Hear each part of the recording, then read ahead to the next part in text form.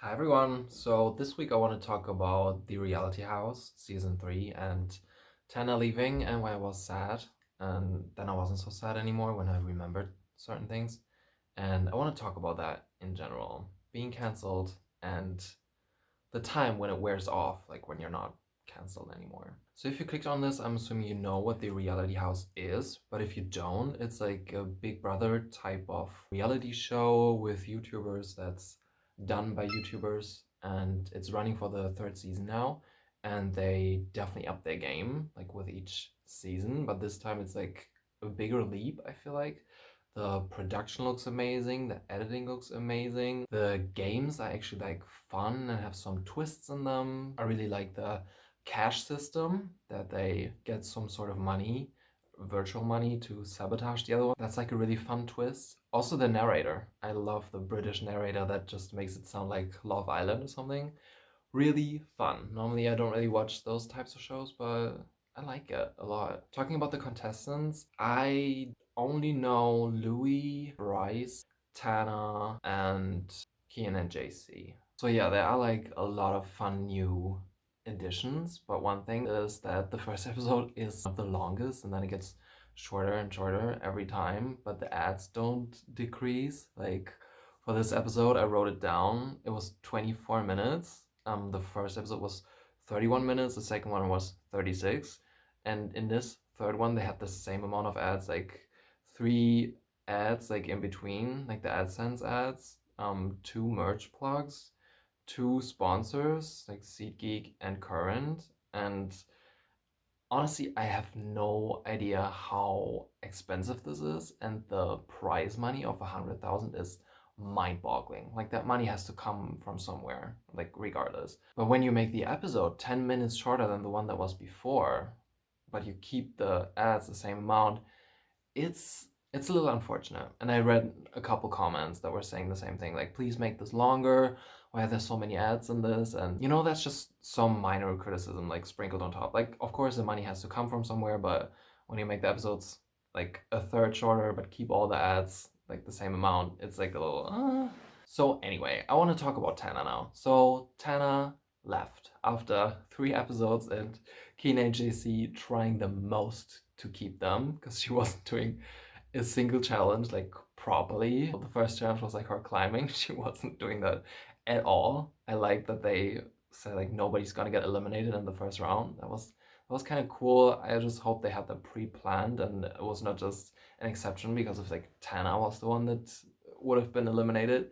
The second one was the thing where she had to run in the like swim shoes, like the fins, and she wasn't really running at all, if we're being honest. Like she was just like kind of walking, and yeah, she can't be stressed. And I like that diva attitude, and that's why I really wanted her to stay in this, like for the drama and for the whole spectacle. Like Tana is like this really interesting personality, but I want to talk about how my point of view changed when I watched a video from Smoky Glow from last year, where she was actually talking about all these topics that she got canceled for, and I was like, oh yeah, that is also Tana, and those were all things that I completely forgot. Definitely something I will get to in a second. But she did do the third challenge though. Like she did eat, like for real, she ate. So she at least did that. But of course, she then eliminated herself, and we all expected that. Tana's one of those creators that set the bar so low for themselves that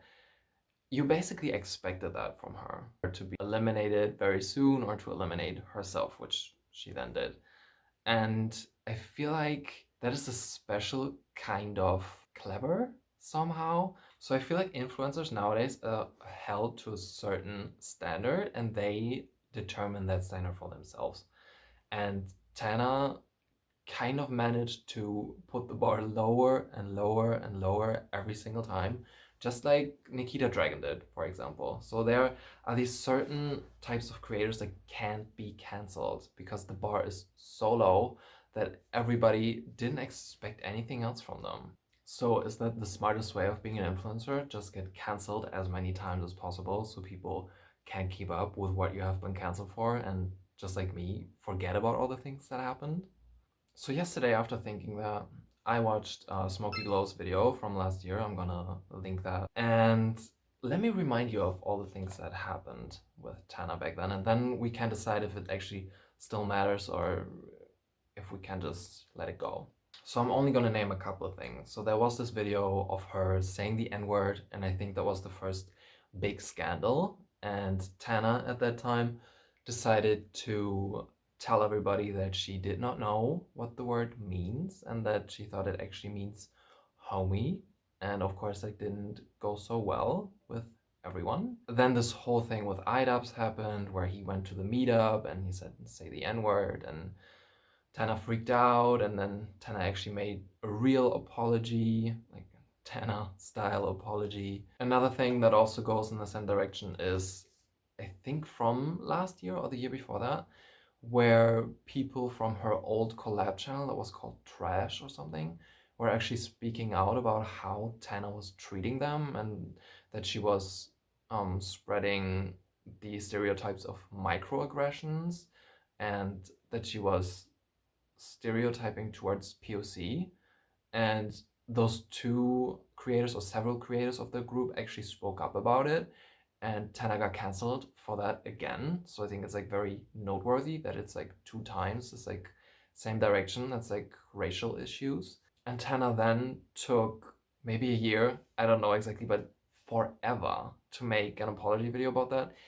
And when I was looking up that apology video yesterday, I even found a comment from myself that was under there where I said like, I'm so disappointed. I feel like you've really become this person that you are always like being a parody of, and I feel like you really didn't learn anything. And I was really passionate in that comment, and obviously I had forgotten all about that. Maybe you forgot all about that too, and that is the surprising thing to me. I always thought when I unsubscribed from a creator that I will keep in mind why I unsubscribe from them.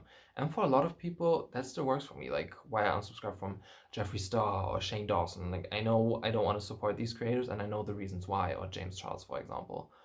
But I completely forgot about what actually happened with Tana. And then I was thinking, is that happening because it was 2 years ago or several years ago? Or is it because there's just so much to keep up with Tana? There's always something new and so many new things that I just forgot about it.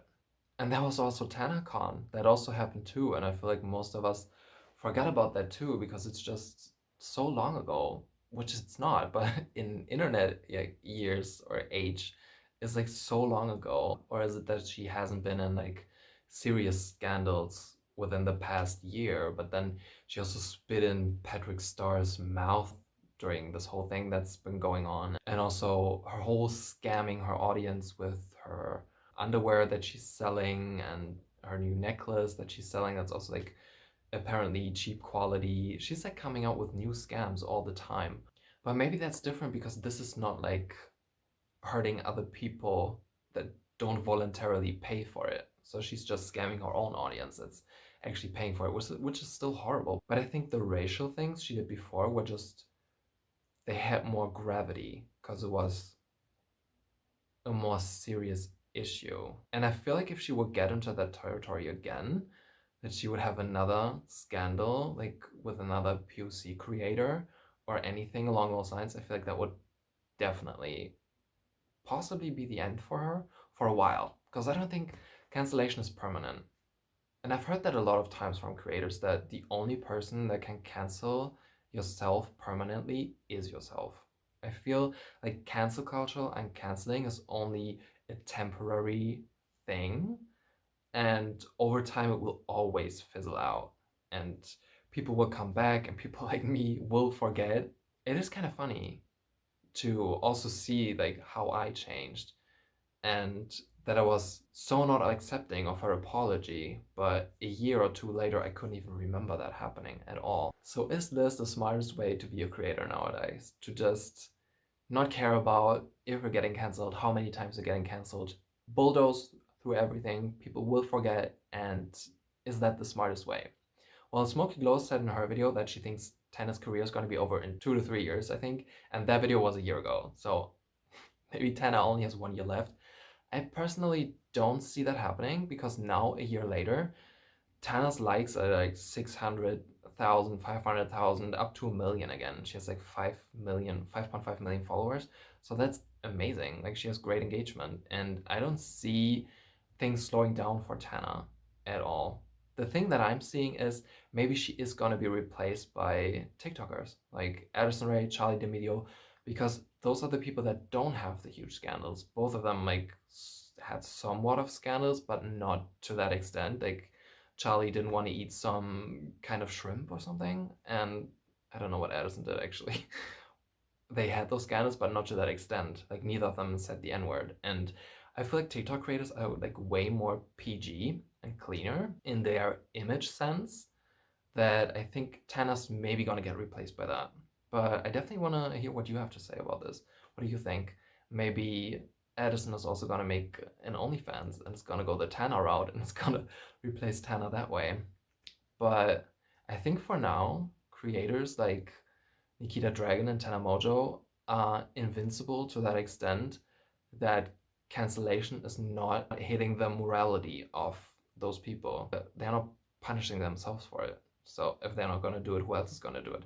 And that is kind of the gist of cancel culture, that the person feels so bad about their own actions they are punishing themselves. And if people don't do that and they are fine with their engagement being down for like 6 months to a year, then they pretty much survive cancellation every single time.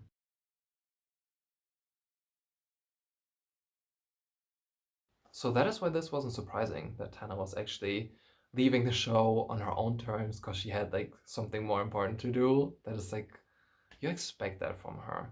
But the opposite thing also happened in the comments where a lot of people were like saying that her excuse that she could have said in any episode, regardless of how long she would have wanted to stay, is that other people probably need the money more than her and that she was empathetic, which I'm not buying 100%. I think it's a nice reason to leave, but I don't think that was her main reason to leave the reality show.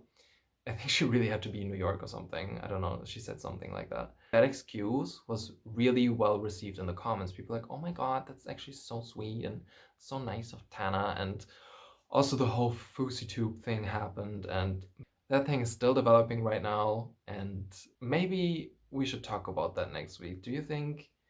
No, I'm gonna ask you that next week if I'm gonna talk about it. So that whole situation is like still developing, where he was pushing the forehead. But yeah, if you want me to talk about that next week, definitely leave me a comment.